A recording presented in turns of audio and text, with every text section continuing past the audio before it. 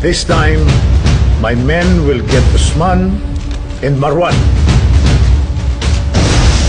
I'm sure you're aware na may ongoing peace process between the government and the Muslim rebels. The mission was always to get Marwan dead or alive. Bulabog na natin ang buong mamasapan, no? May mga hostile sa inyo! Fortunately, paglabas ng mga bata natin doon sa Lunganya, doon na nagka-letsi-letsi ang lahat.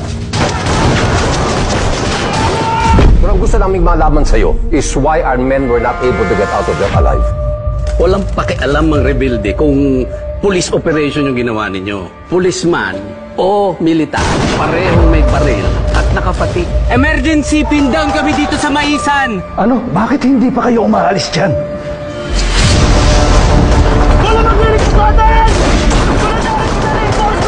No order means a stand-up. He made the choice to have those men die.